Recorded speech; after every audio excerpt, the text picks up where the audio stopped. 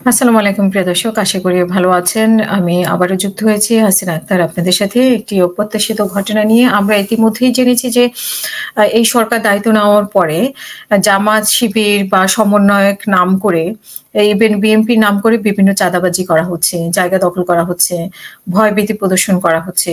ঠিক তেমনি একটি ঘটনা ঘটেছে বনানীর একটি বাড়িতে তারা কয়েকজন যুবক ঢুকে ১৫-২০ জন যুবক ঢুকে তারা দাবি করেছে যে এখানে আওয়ামী লীগের সংশ্লিষ্টতা আছে এই পরিবারের সাথে এবং তারা অস্ত্রের মুখে তারা ভীতি প্রদর্শন করে এবং তারা বিরাট অঙ্কের চাঁদা দাবি করে।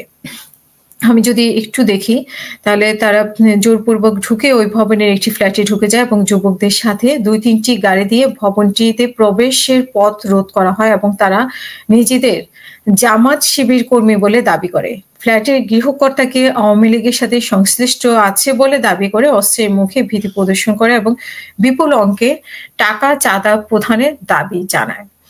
ভবনটির নিরাপত্তা কর্মীরা উপস্থিত বুদ্ধিতে আশেপাশের কিছু নিরাপত্তা কর্মীদের ঘটনাস্থলে জড়ো করে এবং প্রতিবেশীরা পুলিশে খবর দেয়। পুলিশ আসার পরে রাজনৈতিক পরিচয় প্রদানকারী ওই সকল ব্যক্তি পুলিশ সদস্যদের সাথে ঝগড়া বিবাদে লিপ্ত হয়।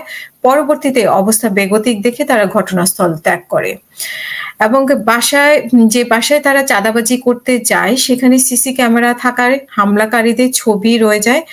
সেই বাসায় আসলে সিসিটিভি ক্যামেরা ছিল এবং সিসি ক্যামেরার পরে সেগুলো তারা যে ঢুকে কি করেছে সেগুলো সবই রেকর্ড হয়েছে এবং আমরা ছবিগুলো দিয়ে দিলাম। আশা করি যে সংশ্লিষ্ট যেই দলের নাম করা হয়েছে আপনারা নিশ্চয়ই চিনতে পারবেন আপনাদের নেতাকর্মী কিনা এবং তাদের ব্যাপারে ব্যবস্থা নেওয়ার জন্য আপনাদেরকে অনুরোধ করছি। সংশ্লিষ্ট যদি কোনো দলের নেতাকর্মী হয়ে থাকে বা তারা যদি যাদের পরিচিত তারা অবশ্যই এটার ব্যবস্থা নেবেন, তাহলে হয়তো বা আমরা চাঁদাবাজি বন্ধ করতে পারবো। অসংখ্য ধন্যবাদ। আসসালামু আলাইকুম।